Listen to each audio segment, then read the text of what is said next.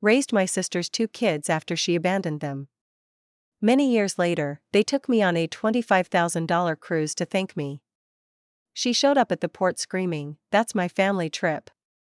And security had to drag her away while my parents cried. I never imagined I'd be the kind of person to write on Reddit. But here I am. The emotions from last week are still running wild through me, and I don't know who else I can really talk to. My friends say I should be proud. My therapist says I should focus on closure. But part of me still feels conflicted. Not about what I did, but about what my family has become. This isn't a question about custody or legal stuff. It's about relationships. Real, messy, long-term relationships and the consequences of doing what you think is right, even when it means breaking family ties. So, here it is. 17 years ago, my younger sister Celeste dropped off her 2 kids, Luca then 5 and Bree then nearly 2, on my front doorstep in Tacoma, Washington. It was late October, raining like it does endlessly around here, and I remember the doorbell rang while I was in the kitchen making grilled cheese. When I opened the door, they were just standing there. A duffel bag on the porch, Luca holding Bree's tiny hand. Both of them were wet, quiet, and unsure. No note on the door, nothing. Just a folded sheet of paper in the side pocket of the bag. It said, "Nora, I can't do this anymore. Please take care of them. Just for a while." Celeste, that while turned into nearly 2 decades. Celeste was always a runner. When things got hard, she disappeared, sometimes physically, sometimes emotionally. I used to cover for her when we were teenagers. When she got caught drinking or skipped class, I'd be the one standing awkwardly in the principal's office or making excuses to our mom and dad. I was used to picking up her messes. But this wasn't skipping class.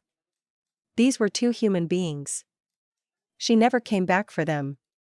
Not a month later, not a year. I called every number I had. Texted. Emailed. Nothing. Her Instagram and Facebook disappeared.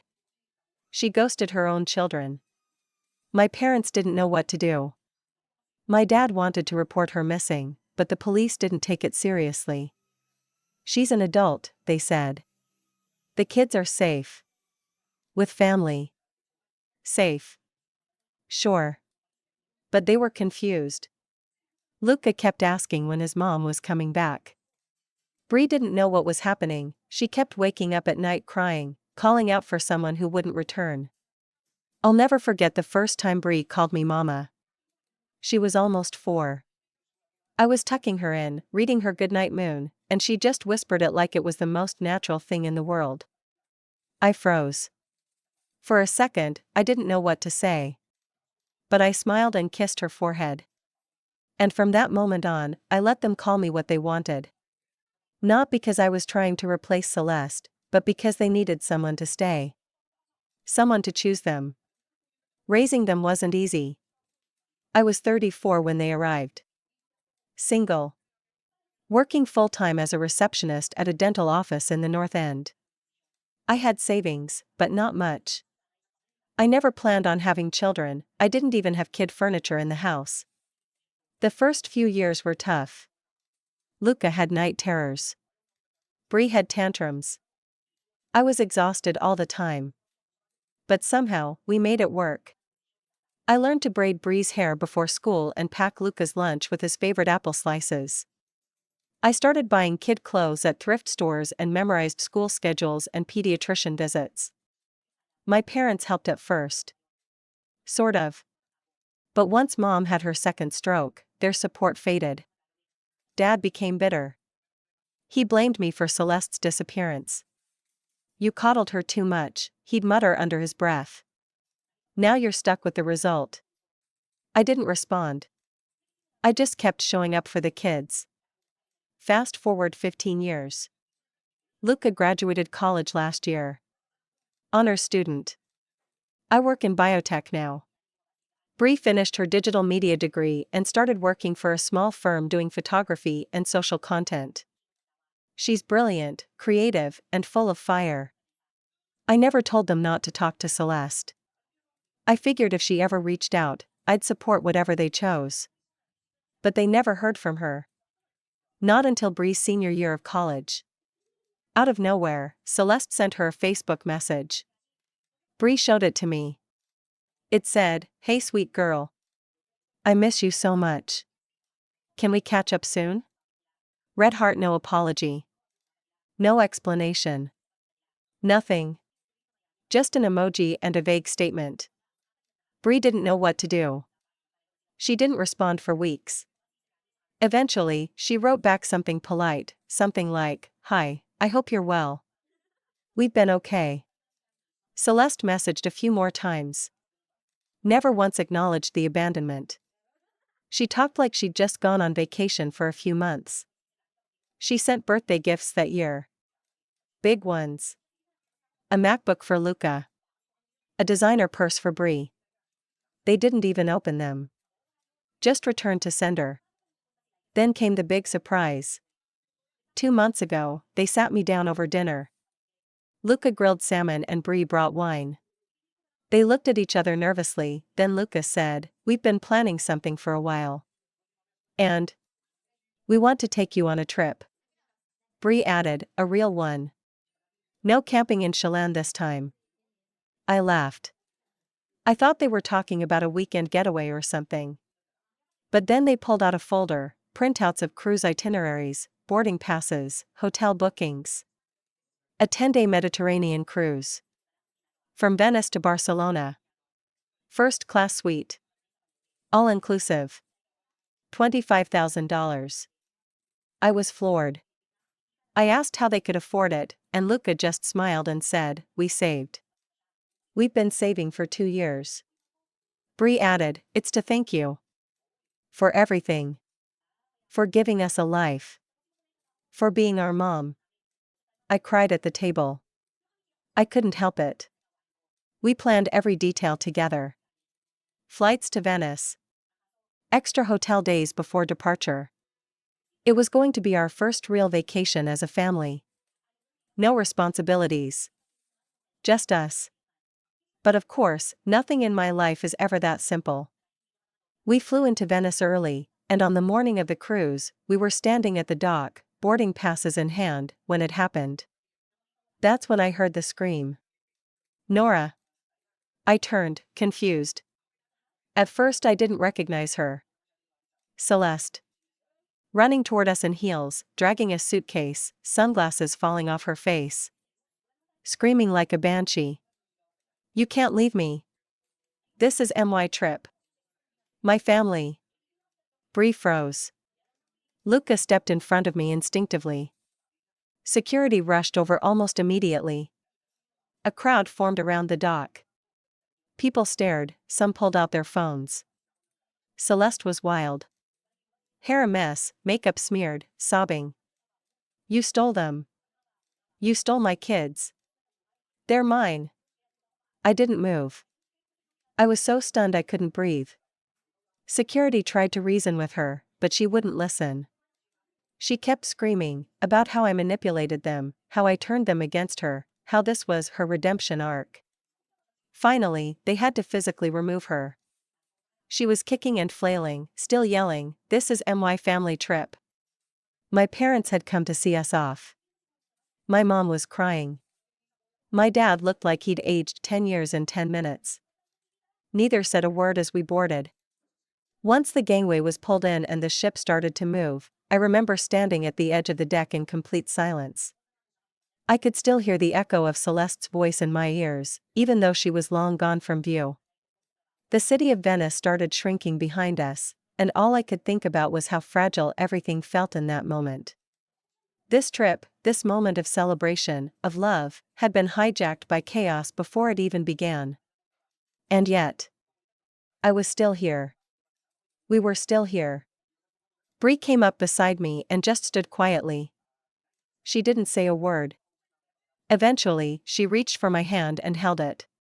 Luca joined a minute later. His voice was low. "She's not going to ruin this." I nodded, but it didn't feel that simple. The thing is, when someone throws a grenade into your piece, it doesn't matter if it misses. The ringing in your ears stays. I wish I could say I bounced back right away. I didn't. The first 2 days of the cruise were a blur. I smiled for photos. I joined them for dinner. I walked through cobblestone alleys in Dubrovnik and admired ancient ruins in Athens, but inside, I was unraveling. I couldn't stop replaying the scene on the dock. The things she said. The look on Bree's face. The way security had to drag her away. The pain in my parents' eyes. What bothered me the most wasn't her showing up. It was that for a split second, just one awful, shameful second, I felt guilty. As if maybe I had stolen something. It took me days to really sit with that. I spent hours lying awake in the tiny cabin bed, staring at the ceiling, listening to the quiet breathing of Bree in the pull-down bunk next to me. I thought about all the times I'd held her after a nightmare. About Luca's graduation day, when he called me mom in front of the dean and didn't even hesitate. And I realized something. I hadn't stolen anything. I had shown up. Again and again and again. Celeste didn't lose her children because I took them. She lost them because she left them. And she never came back. By the 4th day, I started to breathe easier. We danced in Mykonos under twinkling patio lights. We drank too much sangria in Mallorca and took goofy selfies near the Sagrada Familia in Barcelona. Every time someone on the ship asked, "Is this a family trip?" the kids answered first. "This is our mom," Luca would say, smiling without hesitation. Nobody questioned it. Nobody blinked. And for the first time in a long while, I didn't either.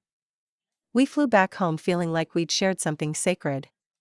But reality came crashing in the moment we walked through the front door. Waiting for me were 2 voicemails from my mother. First one was from the day we left. "Nora, what happened at the dock was humiliating. She's your sister. She was hurting. You didn't even try to talk to her, you just let them drag her away like some criminal. I can't believe you'd do that to your own family." The second one was shorter, colder. "You made your choice. I hope you're happy." I didn't return the calls right away. I couldn't. I wasn't ready to be the scapegoat again. I wasn't ready to hear how I should have handled it better or shown more compassion. 2 days later, my dad showed up at my house unannounced. Bree was the one who answered the door. I wasn't home, I was running errands. She texted me later with just 3 words, "He blamed you." According to her, he said the same old things. That I'd driven Celeste away. That the kids turned out fine so it wasn't such a big deal. That Celeste was fragile, and I had humiliated her publicly.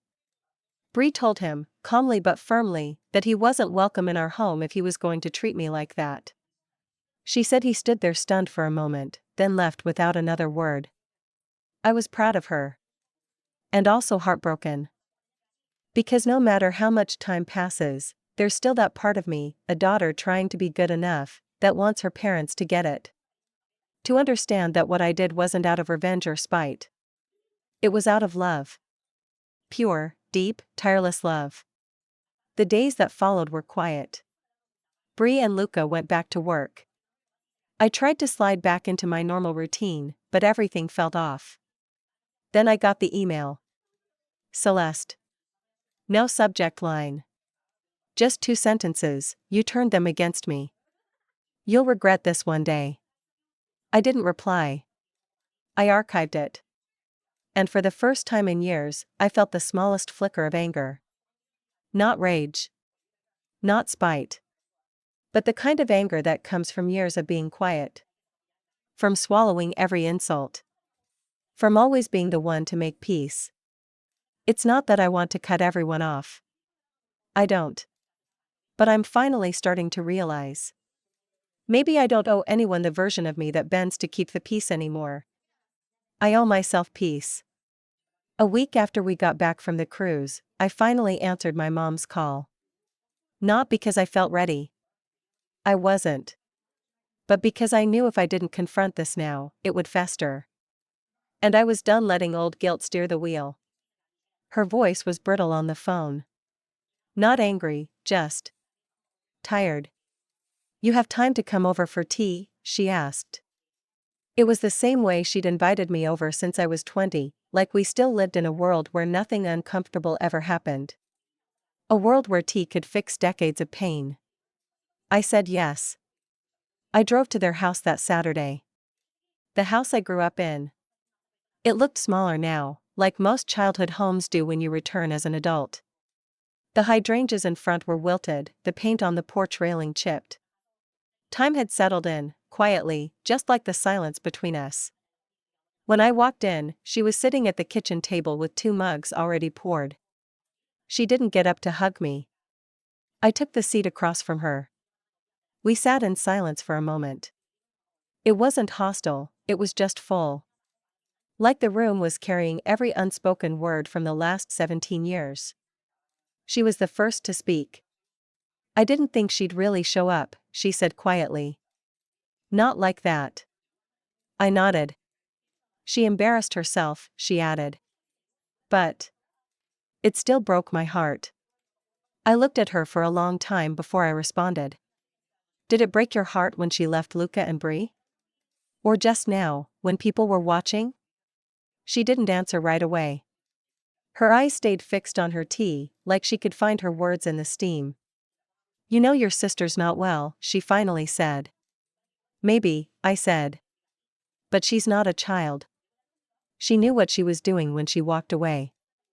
And she knew what she was doing when she showed up screaming. She was emotional. She thought she'd be part of the trip. She thought this was her chance to reconnect. I felt that flicker of anger again. She abandoned them. Not for a week. Not for a year. For 17 years. I could feel the pressure in my throat rising, but I kept my voice even. Calm. She didn't come to birthdays. She didn't call on Christmas. She didn't show up when Luca was hospitalized for pneumonia. When Bree cried herself to sleep for a month straight. She was gone. And now that they're successful and well-adjusted and planning cruises, now she wants back in? My mom didn't interrupt. But her expression shifted. Like she knew everything I said was true, but didn't want to admit she'd been wrong. What would you have done? I asked her. If you opened your front door and found 2 kids with a duffel bag and a note. She blinked quickly. That question seemed to land harder than anything else. I don't know, she said. And then, I would have called you. We both laughed, kind of. A sad, knowing laugh. Exactly, I said. She finally looked up at me. You raised them better than I ever could have imagined. They're amazing. They're not just amazing, I said. They're mine. Her eyes filled. I know. And then, softly, I'm sorry for making you feel like you had to apologize for that. That was the first time I ever heard my mother admit that she might have chosen the wrong side, even just slightly. We didn't hug. We didn't cry in each other's arms like in the movies. But something softened between us. She poured more tea. We talked about the cruise, really talked this time. I told her about the jazz band on the deck, and the night Bree got tipsy and started dancing with strangers in Naples. We laughed. Genuinely. She didn't bring up Celeste again that day. But my dad. He was a different story. He hadn't said a word to me since before the cruise. No calls. No texts. Just a wall of silence. Luca went to see him. He didn't tell me until afterward. He was furious, Luca said. Told me I was brainwashed. That you poisoned us against our real mother. I was stunned. What did you say? I told him my real mother is the one who showed up. Day after day. Night after night. He didn't say much after that. I wasn't angry at Luca for going. He's an adult, and I know he wanted closure too. But I was shaken by how my father was still trying to rewrite the story. Still trying to paint me as the villain for doing the one thing no one else would, stay. But something Luca said stuck with me.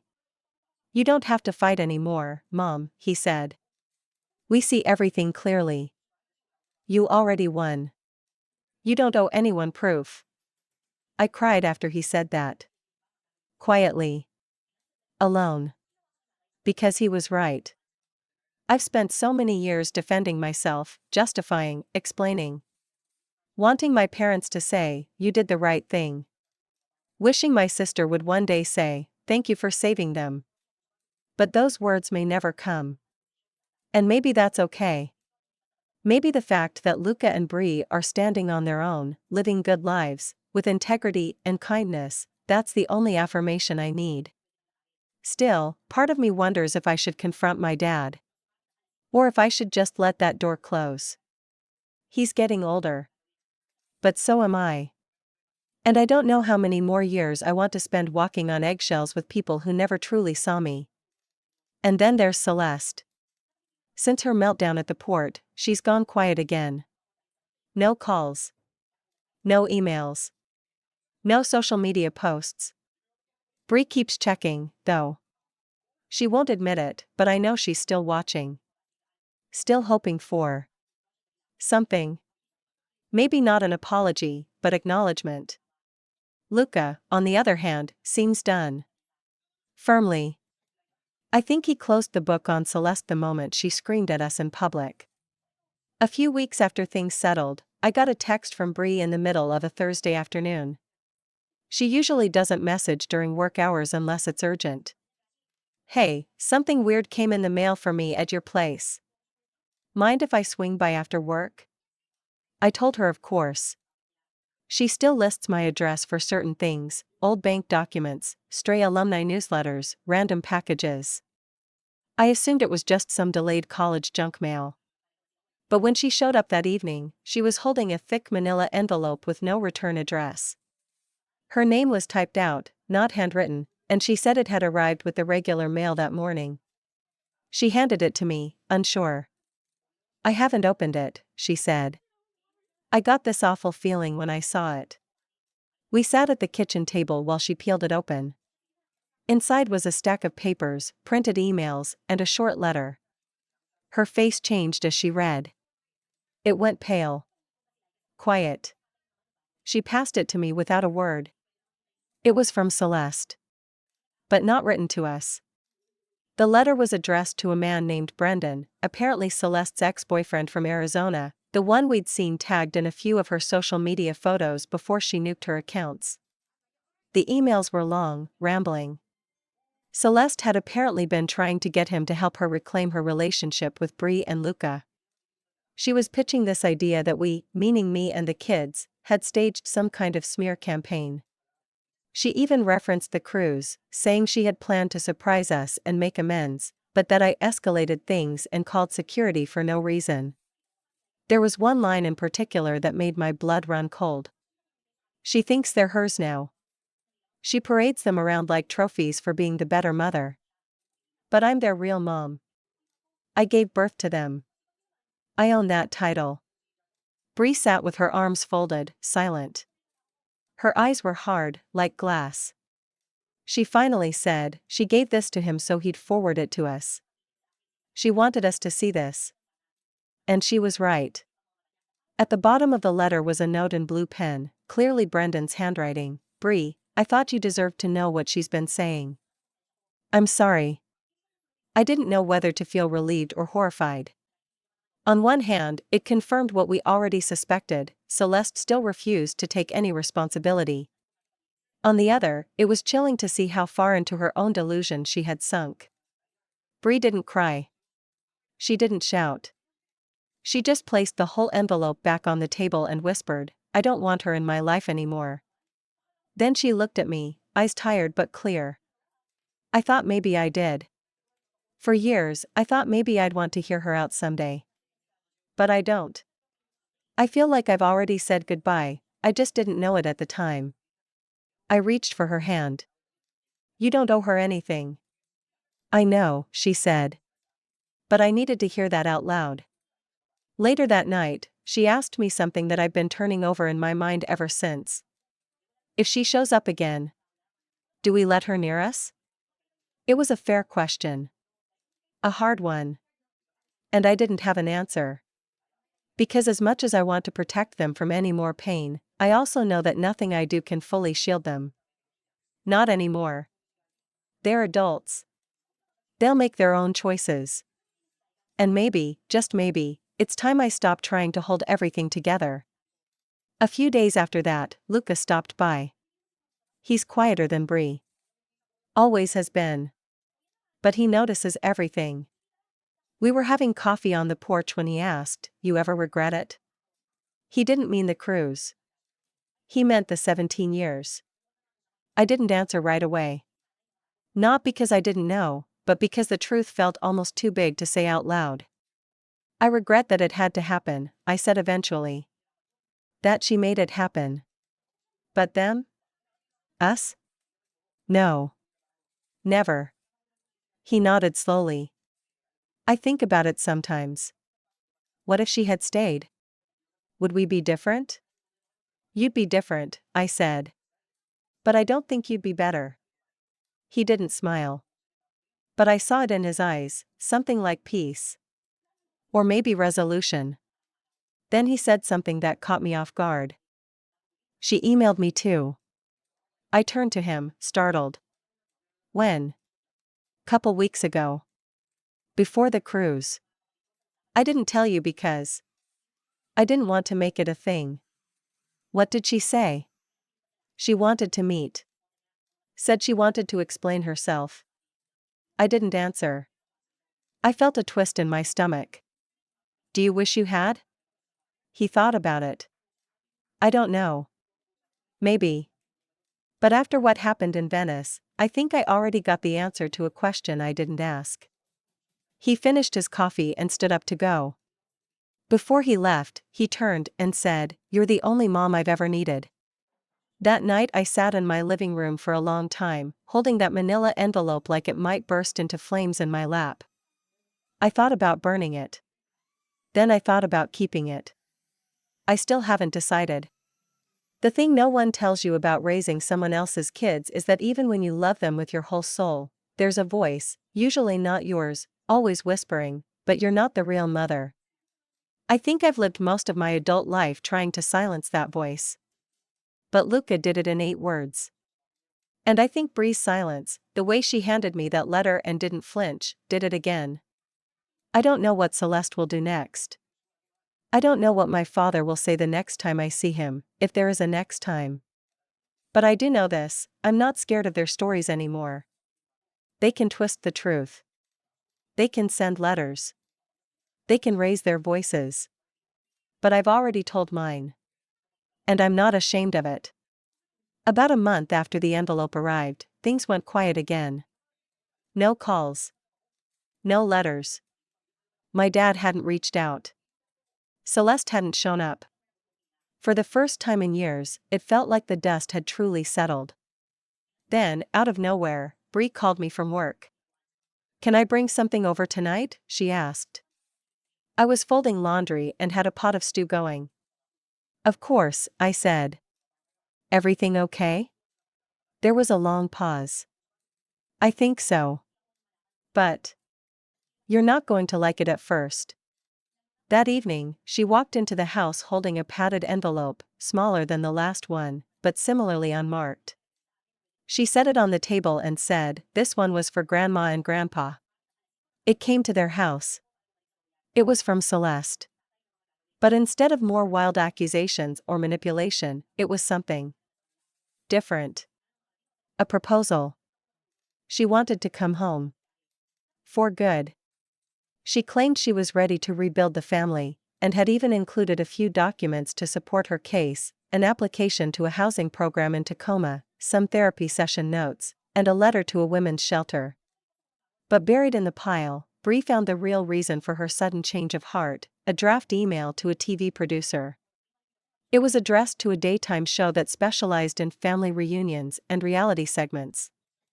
She pitched herself as a misunderstood mother wrongfully cut out of her children's lives by a jealous older sister. She wrote about being smeared and how she'd love to reunite with her kids live on air.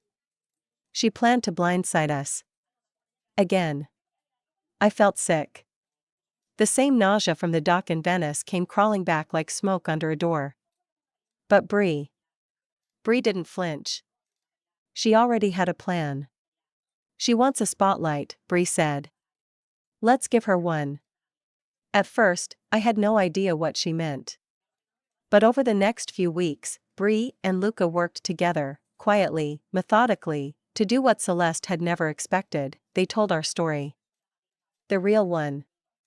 Bree wrote a long-form blog post. She added photos.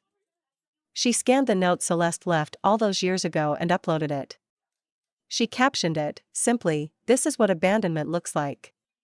Then she wrote a raw, beautiful, painful account of being left behind, of being raised by an aunt who became a mother, of what it means to choose your family.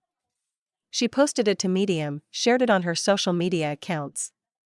Luca posted it, too. So did a few of their friends, co-workers, and even college professors who remembered what Bree had gone through. It didn't go viral exactly. But it got shared. A lot. Comments poured in. Messages. DMs from strangers saying how moved they were. Some said they had been raised by people who stepped up when others ran.